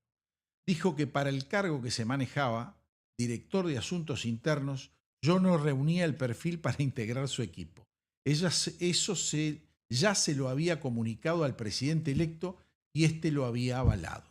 Rivero sostuvo que entiende perfectamente que el presidente electo y sus ministros tienen todo el derecho del mundo de elegir como colaboradores a quienes consideren más adecuados. Pero yo no me postulé a ningún cargo, nunca pedí nada y eso Leal, Orsi y Pereira lo saben bien. A mí me vinieron a buscar. Esa frase acerca de que no calificaba es rara, porque entonces no entiendo para qué vinieron a buscarme a mi casa. La historia es una infamia. El 1 de marzo del 2000 asumió Jorge Valle como presidente, el vicepresidente era Luis Hierro López, Ese mismo día, Guillermo Stirling fue nombrado ministro del Interior. Al otro día, el propio presidente nombró a Roberto Rivero como director nacional de policía, calificándolo como el mejor de nuestros policías. Su cargo anterior era la Dirección General de Represión del Tráfico Ilícito de Estupefacientes, desde donde había promovido a Julio Guarteche y Mario Lallera. Desde ese lugar y con información proporcionada por la DEA, Rivero investigaba las operaciones inmobiliarias de testaferros del cartel de Juárez, en Punta del Este y en San José. Una investigación de la periodista María Urruzola, publicada en el semanario Brecha, reveló que la policía investigaba a Danilo Arbilla, entonces director de búsqueda. Le voy a hacer una aclaración. Esta información que está dando Carlos Peláez está equivocada. La que hizo esa investigación fue Postdata. A Carlos Peláez le cuesta poner el nombre de Postdata porque Manuel Flores Silva, que es ballista de Colorado, no es frentista. Vamos a hacer las correcciones del caso. Y después, si quieren, les cuento esta parte. Entonces dice, el director del semanario se había enterado una semana antes que lo hiciera público Brecha, pero no publicó nada en su medio. Rivero dijo que asumiría todas las responsabilidades con sus consecuencias. No voy a exponer a la Brigada Antidrogas de Maldonado. ¿Qué había ocurrido? La Brigada de Maldonado presentó una denuncia en el juzgado penal de cuarto turno de Maldonado a cargo de entonces jueza Fanny Canesa, describiendo una operación inmobiliaria de Arbilla con testaferros del cartel de Juárez. Arbilla era un vendedor de buena fe. No tenía como saber quiénes eran los compradores del chalet Holiday de su propiedad. Diferente era la situación de su escribano Javier Morazzi. Ocurrió que el director de búsqueda en defensa de su escribano ejerció el máximo poder de lobby ante el vicepresidente Guillermo López y logró que Roberto Rivera fuera destituido y sometido a la justicia penal. Stirling lo calificó como un terrorista. La fiscal entonces interina, Gabriela Fossati, pariente de uno de los fundadores de búsqueda, le dijo a la jueza Canesa que pediría el procesamiento de Rivero. El fiscal titular de la causa era un joven Gilberto Rodríguez. Entonces varios periodistas accedimos a un audio donde se escuchaba al fiscal de corte, Oscar Peri Valdés, quien, violando la independencia técnica de los fiscales, le ordenaba a Rodríguez solicitarle el procesamiento de Rivero. Había que salvar a búsqueda y escarmentar a Rivero y a otros que intentaran meterse con el poder. La difusión pública de ese audio cambió todo. La jueza Canesa ordenó el archivo del expediente, el fiscal Rodríguez fue trasladado y Leonardo Guzmán, ministro de Educación y Cultura, destituyó a Peri Valdés. Pero la carrera de Rivero, que solo cumplía con su deber, fue arruinada. Los testaferros del cartel fueron procesados, pero en Argentina. La justicia uruguaya estuvo omisa. Voy a hacer precisiones. No fue, como decía acá el señor, el tema de la denuncia de la periodista María Urruzola, publicada en el semanario Brecha, porque la investigación profunda la hace Postdata, en donde lo que se hace toda una investigación de a cuánto se había vendido la propiedad. Esa propiedad de Holiday, Danilo Arbilla, se vendió por monto superior a lo que se estaba vendiendo en plaza. Lo cual al dueño tendría que desconfiar que le pagaran más de lo que valía la propiedad. Aparte de que después presionó al sistema político para parar la denuncia. Esa denuncia la hizo un oficial joven, al cual, cuando verificó todo el director nacional de narcóticos y director nacional de policía, Roberto Rivero, dijo, hizo lo correcto. Por lo tanto, dijo, yo respaldo a mi subalterno. Y se trancó. Esa fue la verdadera historia. Acá aparecen nombres, para darle un poco de ensalce a la izquierda, que dormía la siesta de lo justo y no le interesaba buscar un cuerno. Entonces, lo sé muy bien, porque yo asesoraba a Postdata. Y mi preocupación era detectar lo que se llamaba en aquella época, quién llama a quién. Yo no sabía qué pasaba dentro de las comunicaciones de la persona. Si usted hablaba con Javier, yo no sabía si lo que usted hablaba con Javier, ni de qué hablaba, nada. Pero ahora, sí sabía. Ahora sí se sabe todo. Ahora es una papa. Claro. Con Lallera. Por eso. Con Díaz. Estamos en el horno, ¿no? Entonces, todo eso desencadenó en persecución. Yo ya no trabajaba más en Antel, hacía muchos años, pero uno tenía técnicas todavía para poder saber esas cosas. Entonces, descubrimos, y yo se la proporcioné a la revista Postdata, llamadas desde el semanario Búsqueda a los teléfonos en Argentina del cartel de Juárez. Por lo tanto, eso que dice acá el periodista Peláez, Carlos Peláez, tiene un error. Él, desde el semanario Búsqueda, llamaba. Ellos, cuando salió a la luz pública, se pusieron furiosos y dijeron que lo que estaban haciendo era una investigación periodística sobre las drogas. Que no había aparecido nada publicado hasta ese momento. ¿Me entiende lo que le digo? Así que, volviendo al principio, a Roberto Rivero lo fueron a buscar para que ayudara. Es un hombre muy capaz, está muy lúcido, usted habla con él y son charlas interesantísimas. Conoce toda la interna, conocen todos los pecados de los jefes de policía pasado, presente, y yo calculo que si alguno llega después y lo vio de chiquito también. Le mandó saludos a, que se los tengo que dar, se los voy a dar ahora porque no debe estar viendo, a don Amodio Pérez, porque él conocía a su tío. No sé si era el tío, él conoció al padre de Amodio y vio a Amodio jovencito, cuando él era cadete de policía y sabía hasta dónde vivía, en la calle Carabelas. Don Amodio vivía en la calle Carabelas casi frente por frente, una diferencia de 2 o 3 casas, a la casa de mi abuela. Así que lo que hicieron fue usar a la gente para buscar votos. Esa es una opinión mía, no de él. Esto lo digo yo. Y mire qué interesante. La Llera dice que fue, la Llera no, ¿cómo se llama este otro muchacho? Que después nunca dio la conferencia de prensa, que fue el que lo fue a buscar. Leal lo fue a ver a él para reclutarlo, pero en una buena onda, por lo que él me dice. Él le tiene cariño y respeto a Leal, por cómo lo fue a hablar. Dice que la primera vez fue y le habló como 3 horas, la segunda vez como 5 horas. Para ver, y en determinado... La conferencia de prensa no, la conferencia de prensa no hay conferencia. No, fue lo que yo le dije. No. ¿Está bien?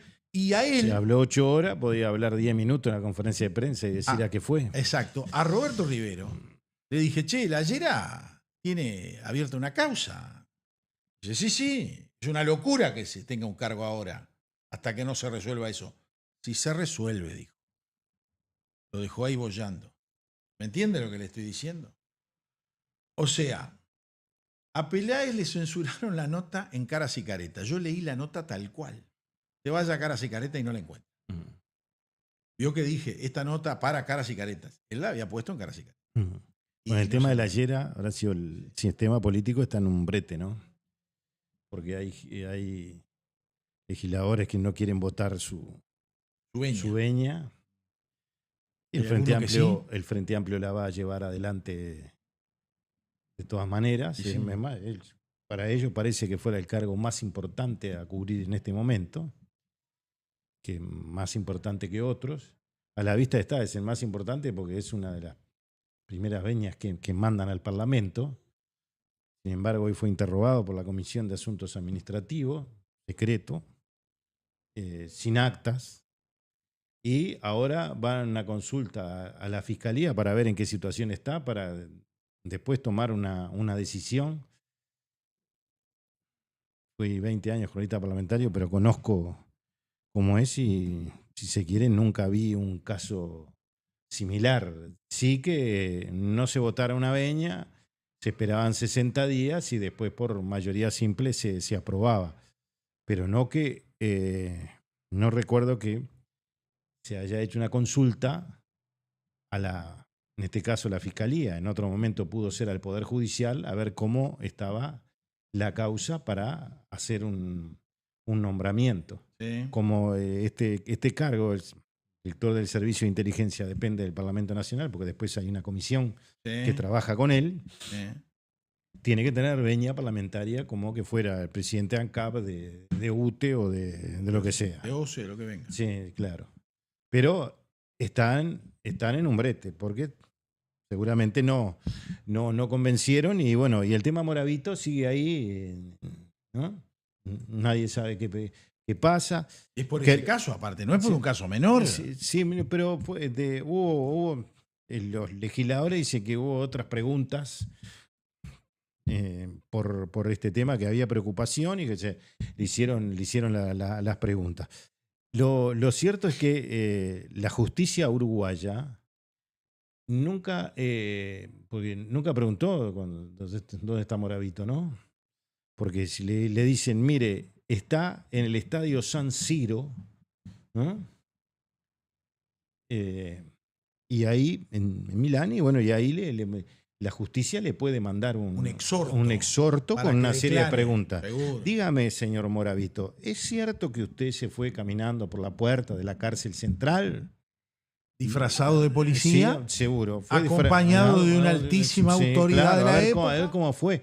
Y preguntar qué tenía el pendrive, por qué venía González Valencia, que tenía un teléfono satelital y estaba en la Guardia Republicana, televisión color, etcétera, etcétera. ¿Se acuerda quién era el director de la Guardia Republicana en esa época? No me acuerdo.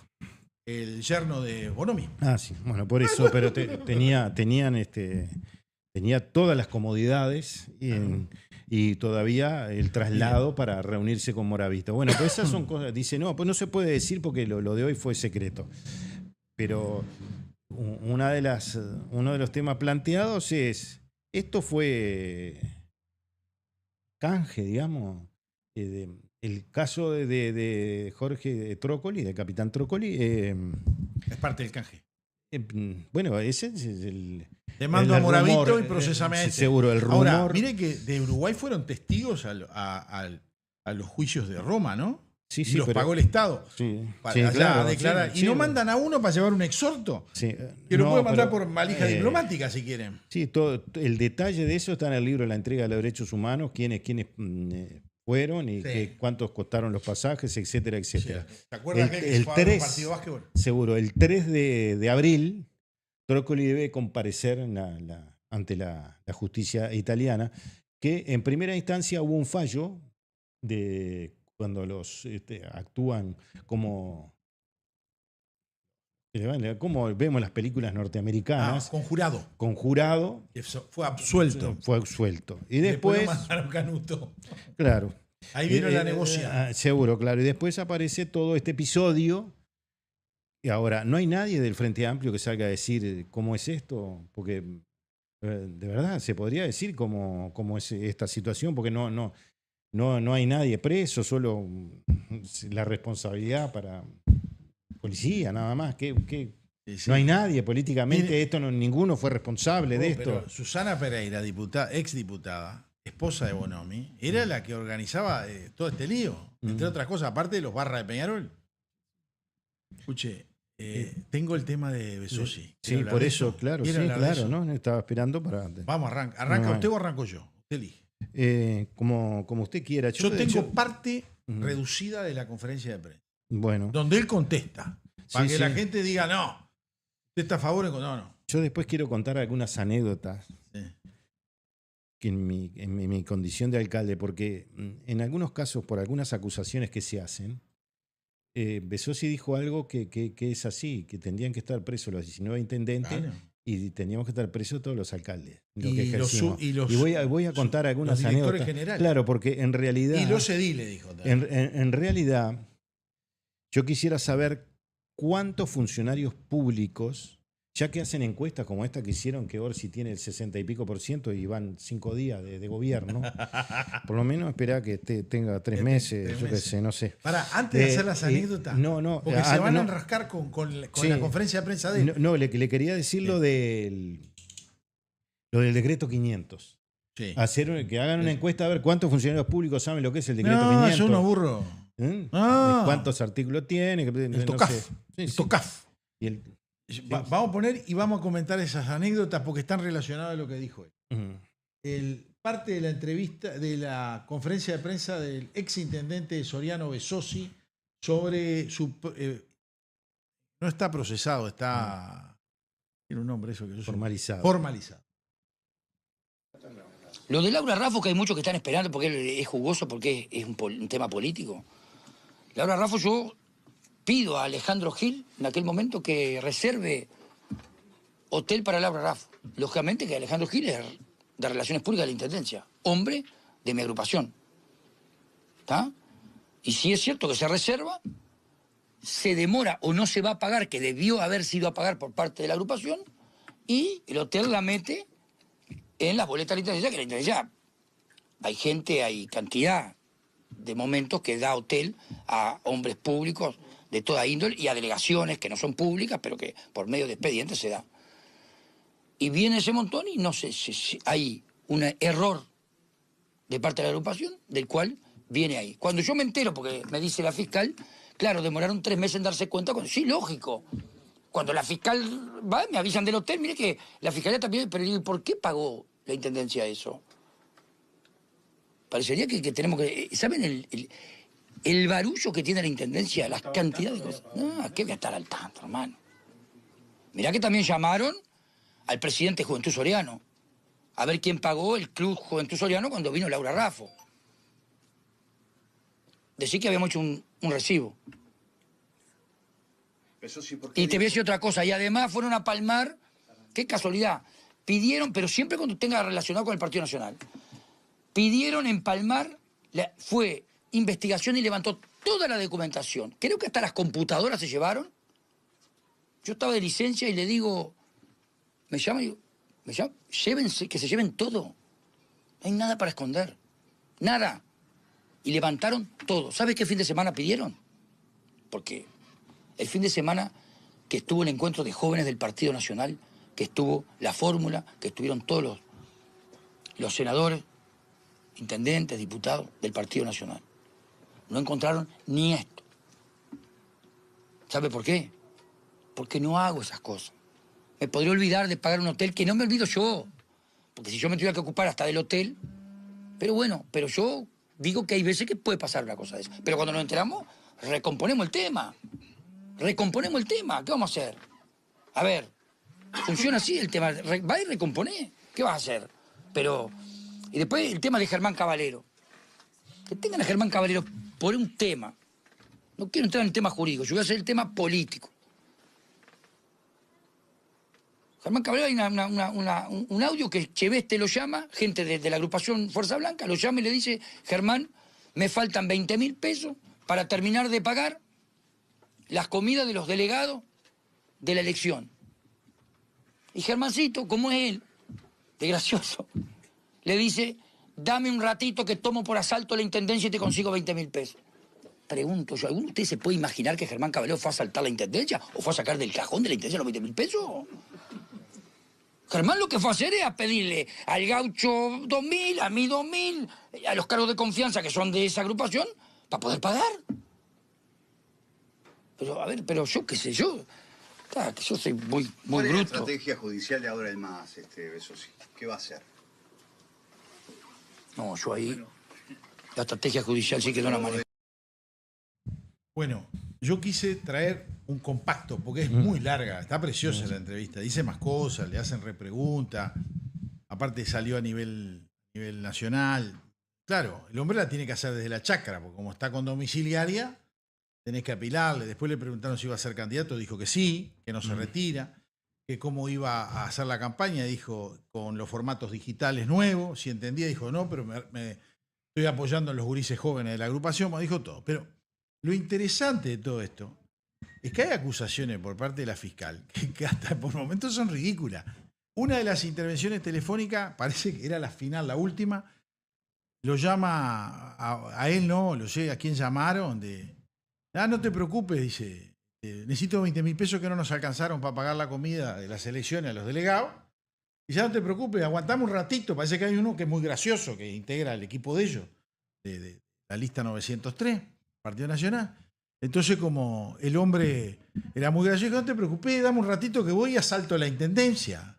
Y para eso da por cierto la señora fiscal, ¿está bien?, de que el hombre iba a sacar la plata de vivo de la intendencia que le iba a robar. O sea, son bastante estrechos de cerebro algunos, pero algunos están pasados de vivo. En el caso de esta fiscal, que le aclaro, toda esta información empezó a tramitarse hace 3 años.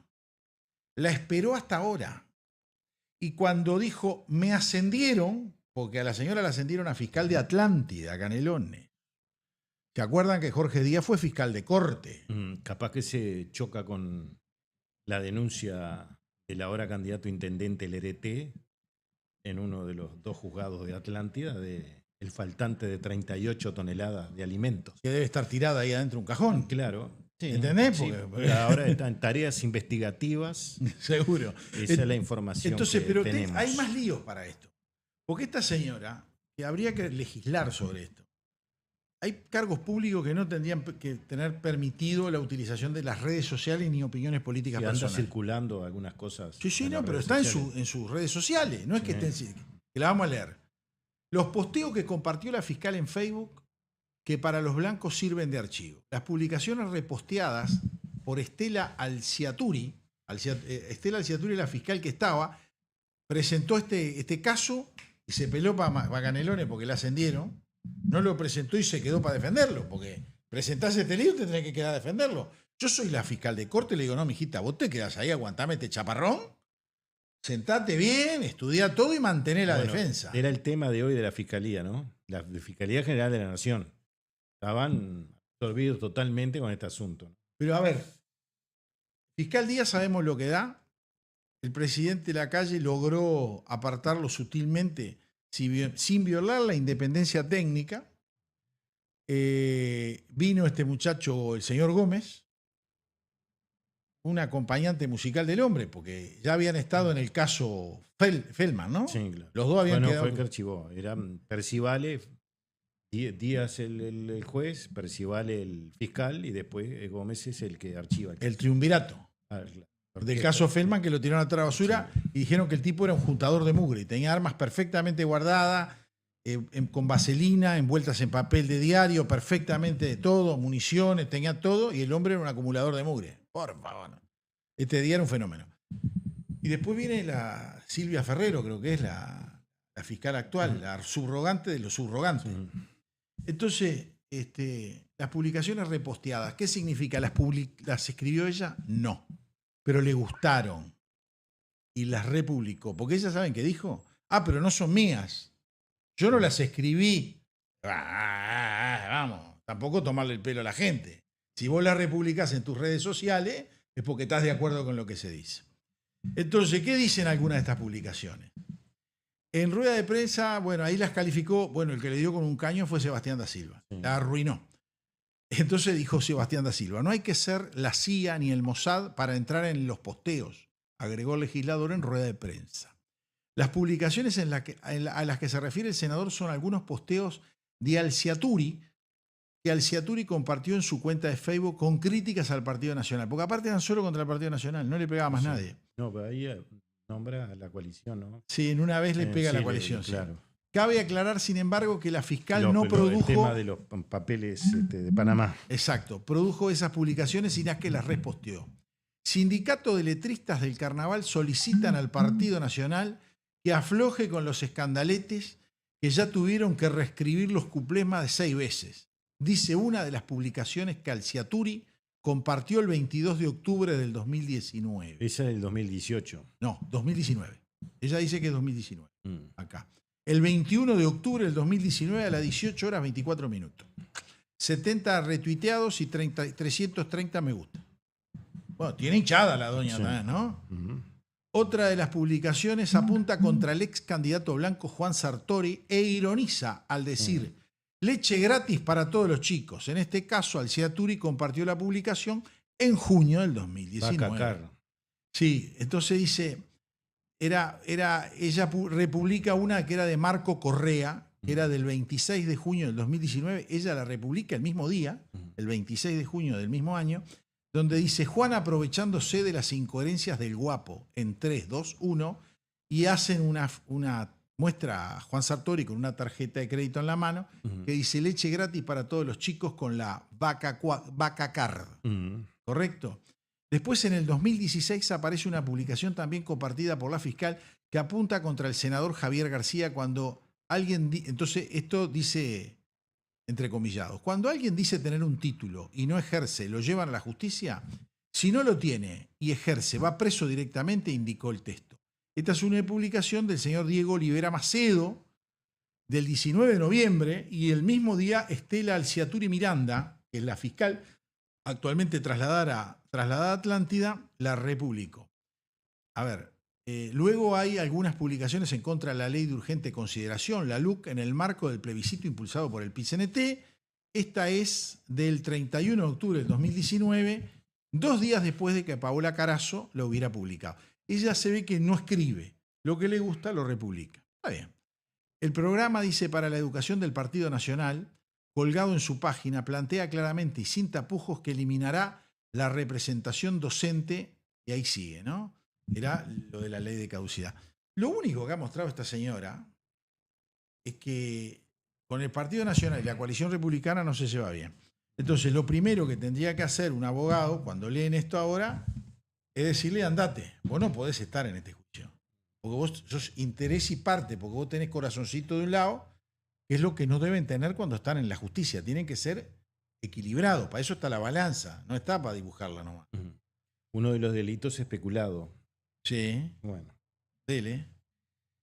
el peculado es que el funcionario público que se apropiare de dinero a las casas, muebles, Sí. de que estuviera en posesión por razón de su cargo, perteneciente al Estado o a los particulares, en beneficio propio o ajeno, será castigado con 1 año de prisión a 6 de penitenciaría y con una habilitación especial de 2 años.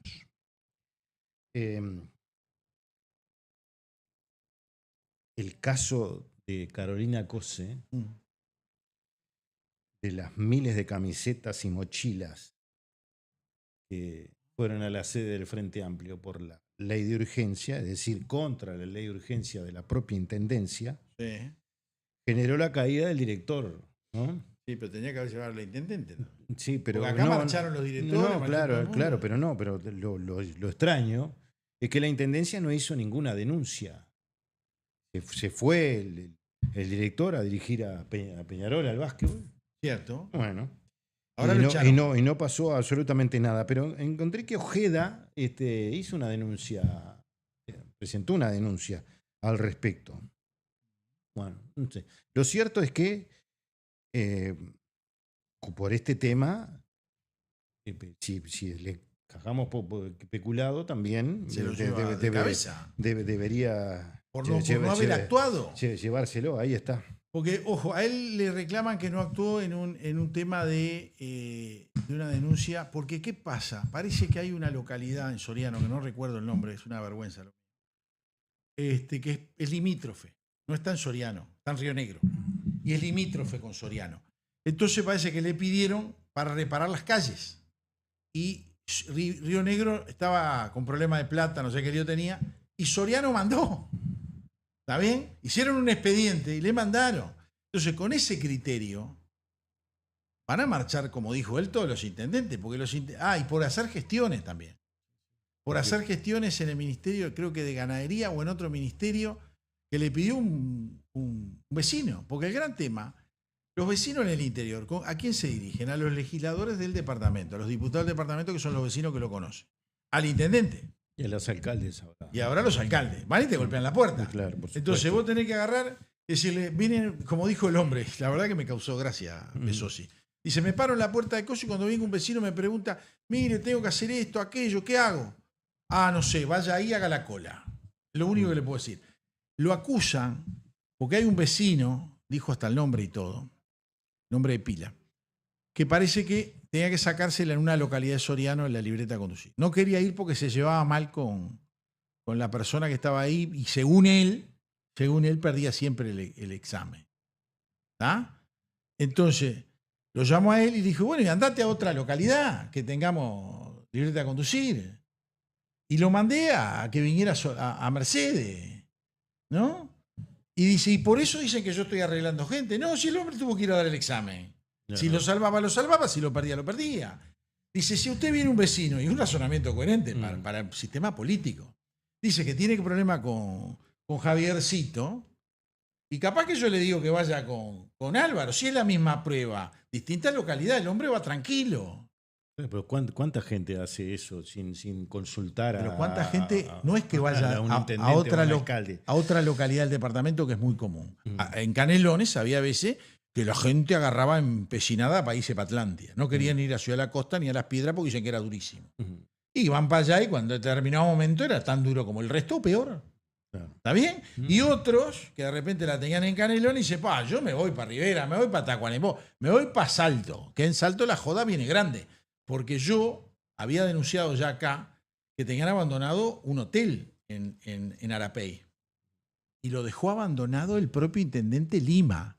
Llamó a licitación después que estaba hecho paté y parece que no se presentó nadie y después la asignó en forma directa a una empresa que parece que está relacionado a Conexión Ganadera y a Vaso. Mire lo que le digo. Y la dejo por ahí, que ese es otro tema. Pero volvemos a Besosi. Yo no sé si el hombre es culpable o no. Ahora, que fue una movida política, fue una movida política. Porque aparte denuncia algo que se muestra.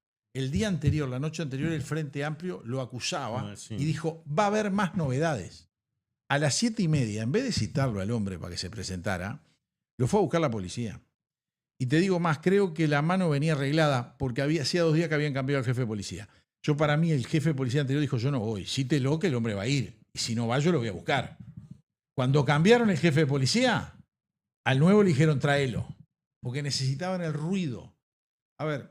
Lo que quiero decir es que en los hechos, cuando usted ocupa un cargo de intendente y también de alcalde o alcaldesa,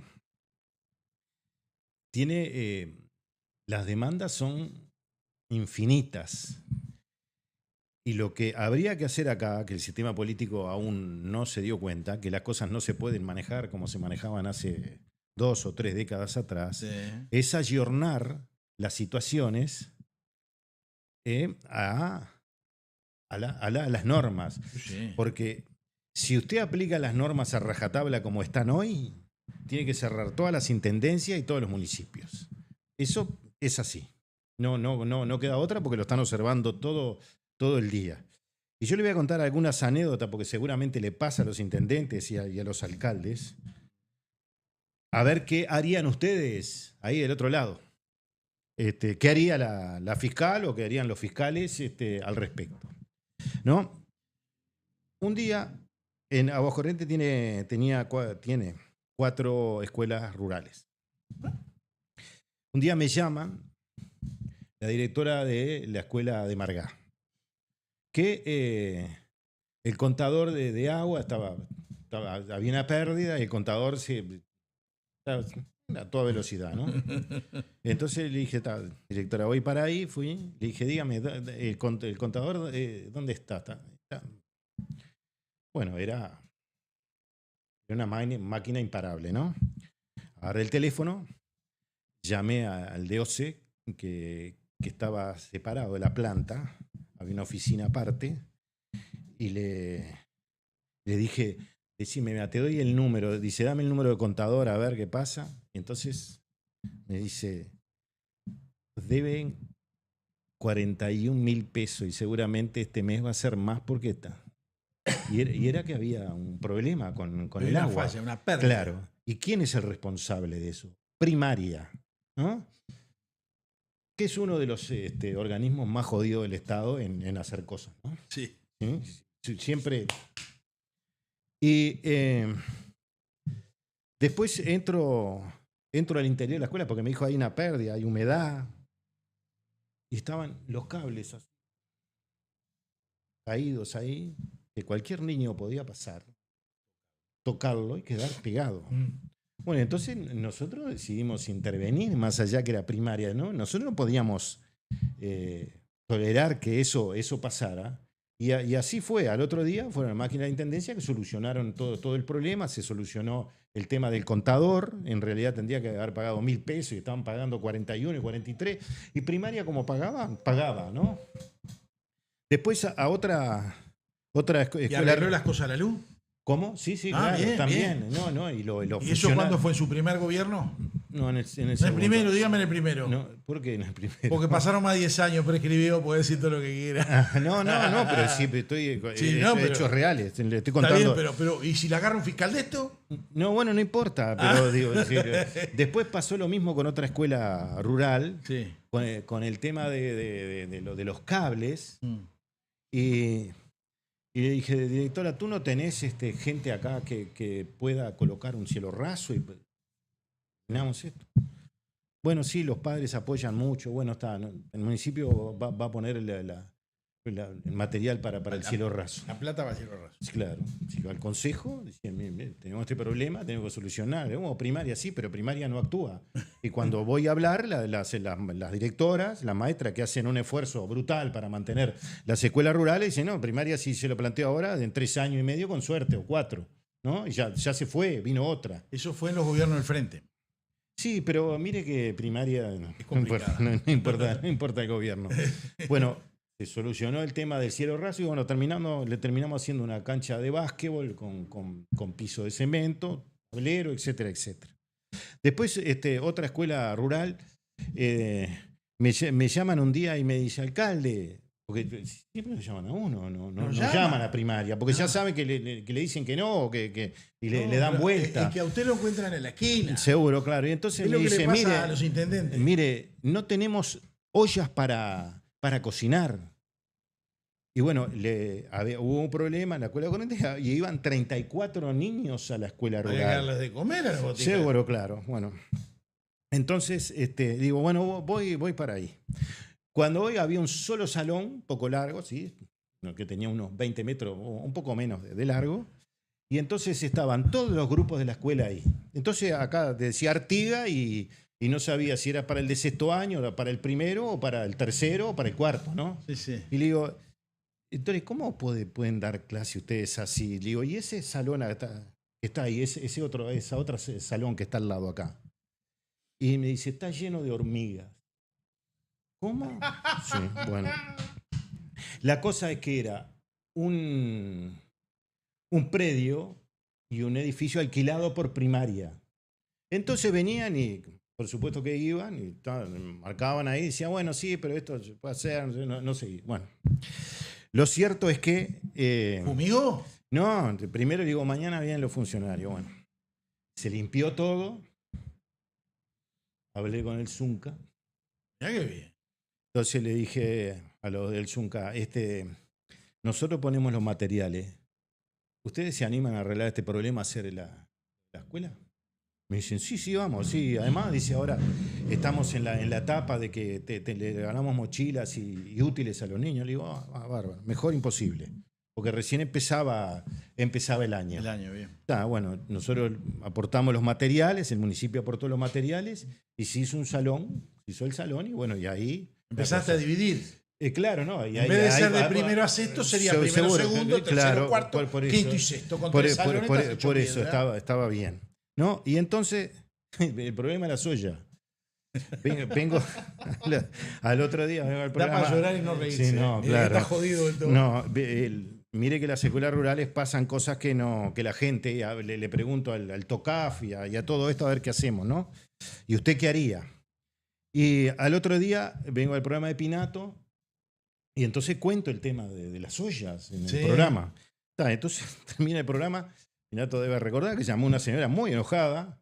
Dijo, no, porque yo trabajé 40 años en primaria, eso no puede pasar. Le doy el teléfono de quien se ocupa de eso y si no me dice, yo la llamo. No se preocupe, señora, muchas gracias. Me comuniqué y dice, bueno, eso está en el depósito. Ya que había, pero no la llevaba. No, pero... Y dice, bueno, finalmente me terminaron diciendo que lo que le sobraban eran ollas, ¿no? Y llamé a la funcionaria y dice, bueno, sí, nos sobran ollas acá, pero... Le digo, no, porque en la escuela están sin cocinar. Pero sí, se las mandaremos. No, yo paso con mi auto, le digo, me hacen una boleta, lo que me dé cosa y la remito. Seguro, y entonces yo les llevo la soya, la dejan y del otro lado me hacen que entregué esto y punto. No, dice, no, porque no es así. ¿Cómo es? Le digo, ¿tú entendés que los niños no hay olla para cocinarle para los niños? Bueno, fue realmente insoportable. Volví a llamar a la directora y bueno, me dijo, no, quédese tranquilo, alcalde, que mañana llevan la soya. Bueno, y llevaron la soya y llevaron otros utensilios, que era lo que sobraba, pero no estaban en Artigas o en Rivera o en Tacuarembó. Acá en Montevideo. No, es que claro, estábamos a 42, 43 kilómetros, ¿entiende? ¿Sabe dónde están? Sí. Minas y Nueva York. Sí, Minas claro. y Nueva York. Claro, por eso. Pero Dele, le digo que yo a una conozco distancia. esos líos. Sí, claro. Ahora, yo le pregunto, todas estas vicisitudes son diarias. Porque yo, era mi caso, otros harán otra cosa. Yo me anotaba 5 cosas que tenía que hacer ese día. ¿De qué estamos pasando? Sí, bueno, no. Y terminaba, y después se agregan 20 más. Y eso le pasa a los intendentes y también a los alcaldes y mucha gente también dentro del Estado.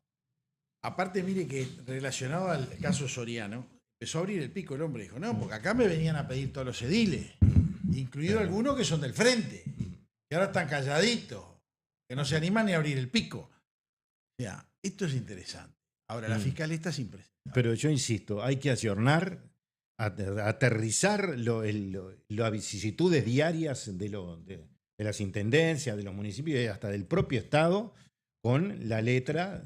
Porque yo integré a la mesa de plenario, la Dirección Nacional de Plenario Municipio, y un día fuimos a hablar con los del Tribunal de Cuentas y bueno, parece que gente que está allá arriba en el Olimpo y no entienden. Cuando uno le cuenta, les parece que están mintiendo. Pero cobran el sueldo. Sí, claro. Pero espere, tengo mensaje. Mire, el 336 nos dice, la Llera, su causa, quedará archivada.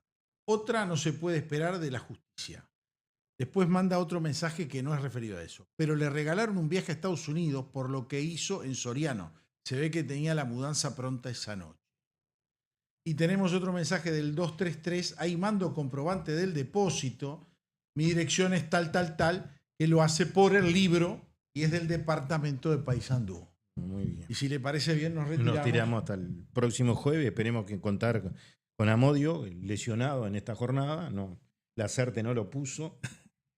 Y Aguirre tendría que recurrir a algo. Mire que estamos mal nosotros. No, pero bueno, pero tiene fundamento. Lo de Nacional, el otro día yo dije, no, estamos jugando contra el Flamengo, contra Palmeira o contra Botafogo en su mejor momento. Porque no te podés defender como se salió a defender los cambios que hizo, ¿no? Bueno, pero déjelo. Vende mucho humo. Está bien, nos tenemos que ir. Don Javier, nos retiramos. Hasta el próximo jueves, televidentes. Esto es El Servidor. Otros ya te contaron las noticias. Nosotros te contaremos la verdad. Conducen Álvaro Alfonso, Amodio Pérez y Horacio Lampariello.